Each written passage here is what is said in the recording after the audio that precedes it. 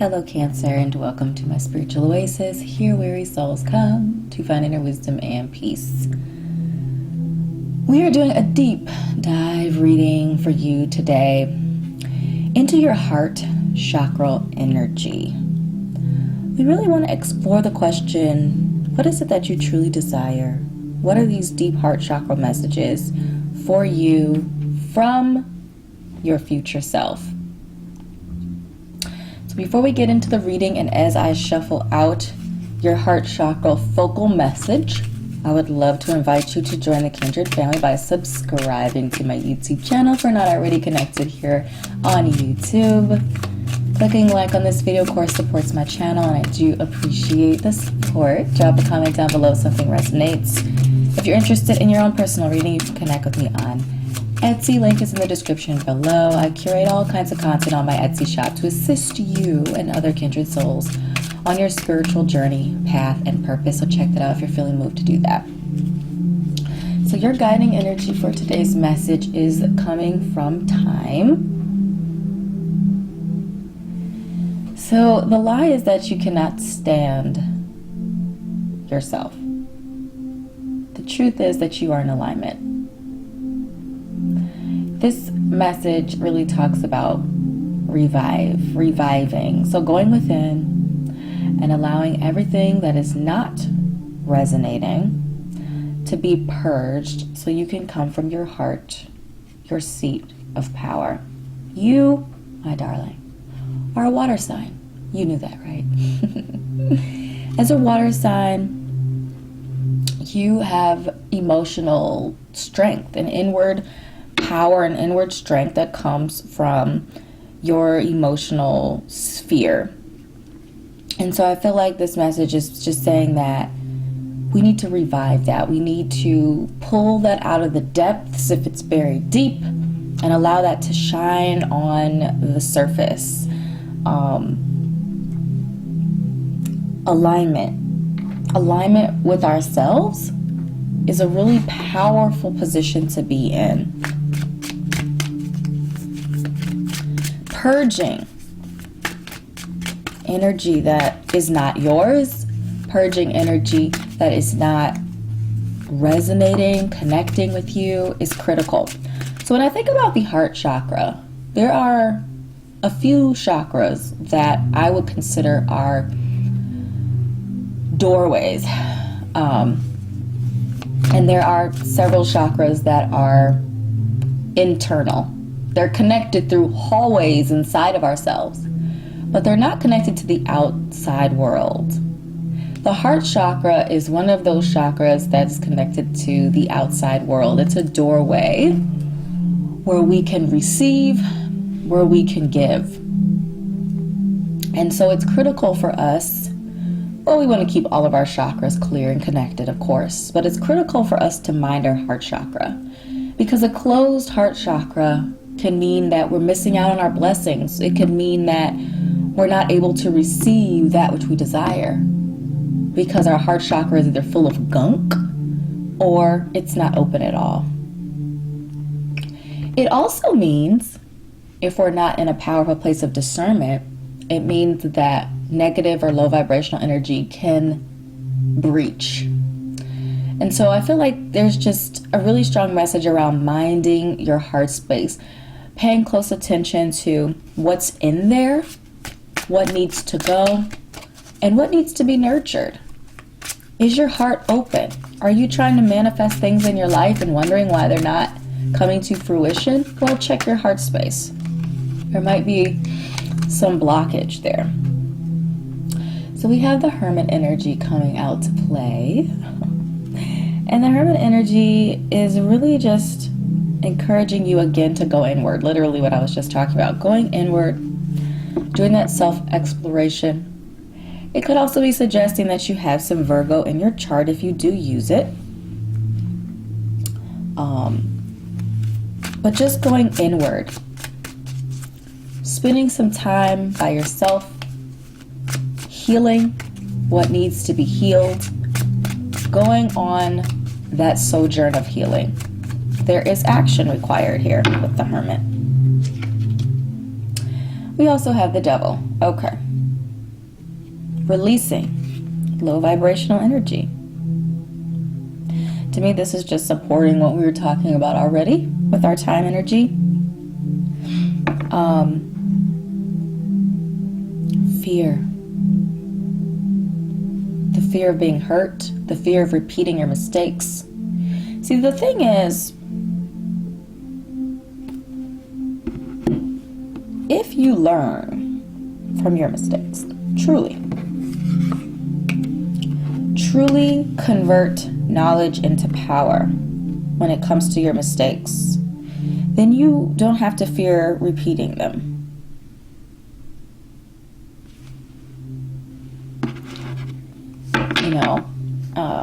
And I'm using love as an example. We're talking about the heart space, but love, right? You let someone into your heart space who isn't a good energetic fit for you. Things happen, negative things happen, low vibrational things happen, and there's heartbreak when the relationship ends, right? Yes, we can feel what we feel when that ending comes. We can be sad, we can be angry, we can feel however we're feeling. Then we need to let go. We need to release that energy. We release the energy, and after that comes the healing. The healing from, okay, what didn't work? What did work? What didn't I like? What did I like? What did I like about myself? What didn't I like about myself in this relationship? You do that analysis. That's that Virgo energy. That's that analysis energy, data gathering and analysis. And then once you determine what that is, you gather the data, you analyze the data, then you're able to turn the knowledge that you gain into wisdom. And once it's wisdom, you don't have to fear repeating that mistake again because you are wise to that particular thing. So I feel like if fear is one of your devil energies, find the root of that fear. Why are you afraid? Afraid of what? Let's get down to the bottom of it. Let's collect some data. Is it a real legit fear? Or is it just inside of yourself? Something that you need to address from an energetic position. So we have the Six of Pentacles and the Seven of Pentacles pop out together. Okay, so tangible manifestations, giving, receiving, investing, and receiving fruits on the things that you invest in. So I feel like the message here is always a reminder that we are powerful manifestors, especially when we put our heart and our mind into what we're manifesting. Abundance comes and we share that abundance. You know, when we have it to give, we do share it with others. And then the receiving reception off the fruit of our labor, right? What we invest in, what we reap, we sow. That's the message to me of the Seven of Pentacles. So again, I feel like going back to our original message, when we sow fear, we get back fear. More reasons to be afraid. When we sow knowledge, when we sow wisdom, we get back more reasons to be free of the mistakes that we've made in the past. Let's get one more tarot card here. Cancer. Digging into that heart space, heart chakra messages, revival. All right, and we have the Seven of Cups. Options, options, options. Options. Choices. With options, of course, comes choices, decisions. I feel like it's also like solving the impossible problem. So if we look at the imagery in this card, we see two individuals, and it looks like they might be examining some plans or strategizing on how the heck they're going to get to this floating island that is far away. There's no obvious way of getting there. And to me, the Seven of Swords, or the Seven of Cups here, is saying options. Lay out all of your options. Analyze all of your options. And then, of course, you have to make a decision. You have to make a choice. Which choice are you going to pick? I know there's also a message here around imagination, using your imagination, but also not being tricked by illusion.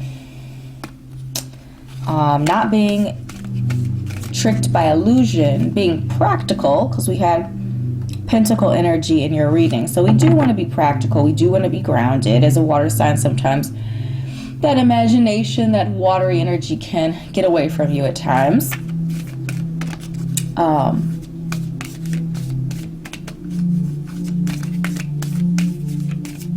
But having options and having those choices and having options. Let's see, what do we have? Ooh, well, I love this. So our unicorns are sharing the message of magic. Make a wish, believe in miracles. Magic surrounds you. Belief, belief, belief. If you don't believe in the universe, then the universe can't believe in you, because that's what you're giving the universe. Disbelief. So therefore, you will receive in return in equal measure, probably in abundance, disbelief. If you believe that magic, your magic, that magic in the universal sense of it is real and true and there for you, then it is.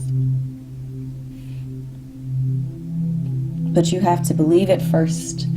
It has to live within you, in your heart, in your mind, before it can manifest in the tangible world. Our thoughts manifest our lives. Clarity in the mind space manifests into the world.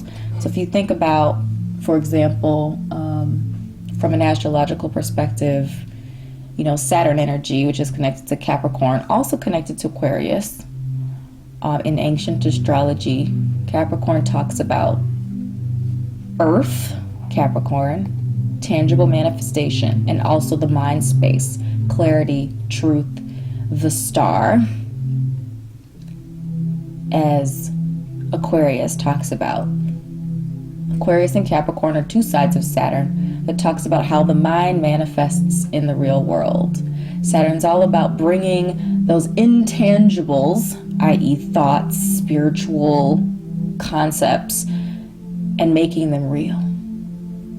So our thoughts manifest our lives. So if you're not seeing the life you want, mind your thoughts. What are you thinking about? What are your true beliefs?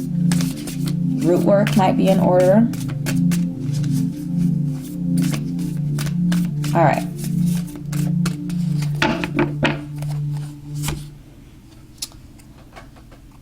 Small is beautiful. So there's a message for you to find extraordinary in the ordinary. Keeping it simple, using discretion, slowing things down, tending to the details, paying attention. I feel like our attention, especially in the world that we live in now, it's just pulled in so many directions.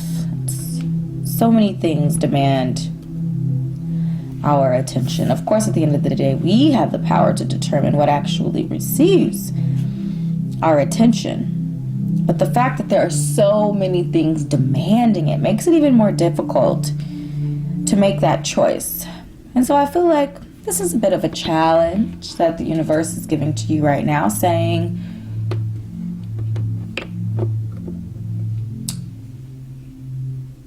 what little things are you overlooking because you're too busy focused on the bigger things. Because little things do matter. They add up, right? You ignore too many little things and it turns into a big thing. So I also feel like this is a message about like gratitude and being grateful for what is present. A lot of the times we focus on what we consider is missing, that we don't pay attention to what is actually present, and therefore we end up missing out on what we already have, looking for something that we don't have.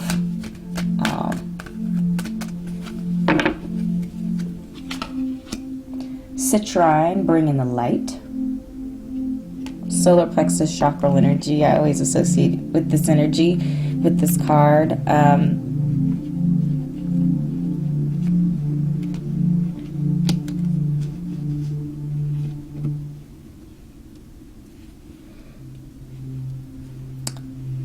Bringing the light, positivity, optimism. Again, connected to that mind space again.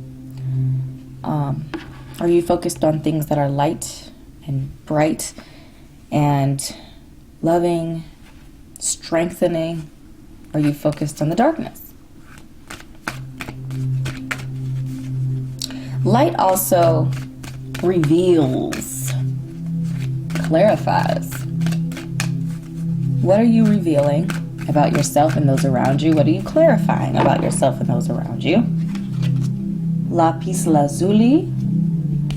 And decision making, which we said that the Seven of Cups is sharing in on that message as well. This idea of decision making.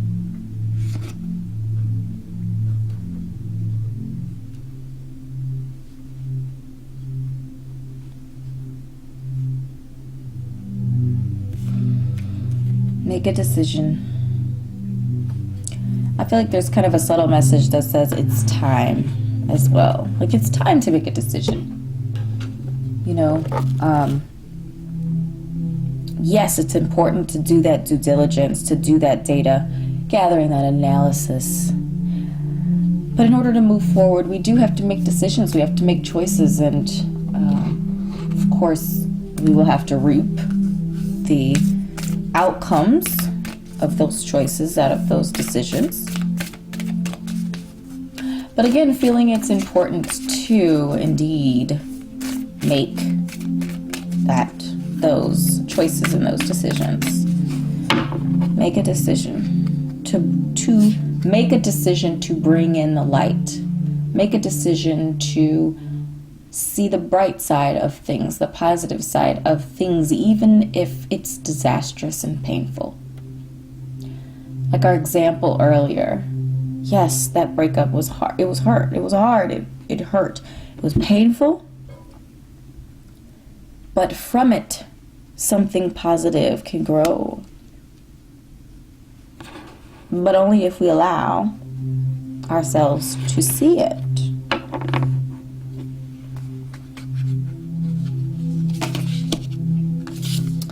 So we have the Aurora Garden, beginnings, initiate, and origin. For some of you, there's a really strong message that you're beginning anew, starting over from some difficulty, some challenge, that you're starting anew, you're starting over. I feel like there's also a message mentioned earlier as well. In order to revive, there's a strong message here around getting down to the root or the origin of a situation. And of course, making the decision to start, to begin anew, initiate, being the action in a situation, being the leader, the pioneer. That's number one energy, which makes a lot of sense because we have a 10 here for this card, which does reduce down to number one. And also keeping in mind, because it's a 10, you're starting anew, but you're not starting from 1, you're starting from 10. So you're starting from a position that is elevated. And then we have kindred spirits. So spirit companions, guides, and comfort. And I feel like this is just a confirmation for you that you're not alone, that your guides and that you're being looked after, that your guides are there for you, providing you with that support. And it's just a reminder that you're not alone in this journey. Though it may feel like you're alone sometimes, you're not.